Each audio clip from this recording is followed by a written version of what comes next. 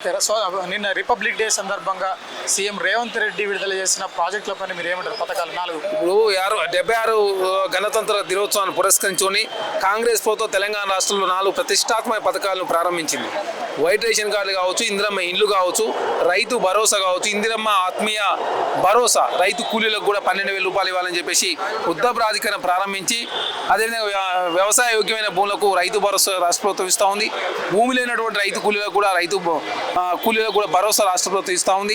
అంతేకాకుండా ఇందిరమ్మ ఇండ్లు గతంలో కేసీఆర్ గారు అధికారంలో 65,000 డబుల్ బెడ్రూమ్ మాత్రమే ఇచ్చారు. కాంగ్రెస్ ప్రభుత్వం ఈ ఒక్క సంవత్సరమే 4,50,000 ఇండ్లు ఇవ్వాలని ఏకైక లక్ష్యంతో ముందుకు పోతా ఉంది. అదే కాకుండా ఇందిరమ్మ ఇండ్లకు సంబంధించి ఇదైతే వైట్ రేషన్ కార్డు 40 లక్షల వైట్ రేషన్ కార్డులు ఇవ్వాలని చెప్పేసి ఏకైక లక్ష్యం కాంగ్రెస్ ప్రభుత్వం ముందుకు పోతుంటే, కేసీఆర్ గారు 10 సంవత్సరాల కాలంలో వాళ్ళు ఇచ్చినటువంటి వైట్ రేషన్ కార్డు 40,000 మాత్రమే.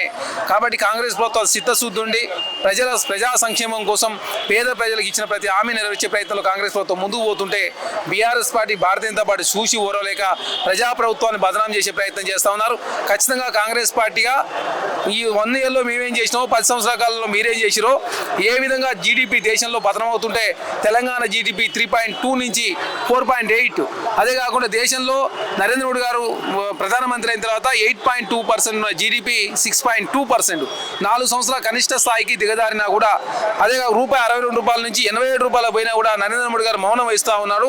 బండి సంజయ్ గారు నరేంద్ర మోడీ గారు అడగకుండా తెలంగాణ రాష్ట్రంలో కాంగ్రెస్ ప్రభుత్వం బలహీనపరిచే ప్రయత్నం వారు చేస్తూ ఉన్నారు. ఖచ్చితంగా సభ్య సమాజం అంతా కూడా చూస్తూ ఉంది బండి సంజయ్ గారి వ్యాఖ్యల్ని, కిషన్ రెడ్డి గారి వ్యాఖ్యల్ని, కేటీఆర్ గారు కావచ్చు, బీఆర్ఎస్ పార్టీ నాయకుల వ్యాఖ్యలంతా చూస్తూ ఉన్నారు.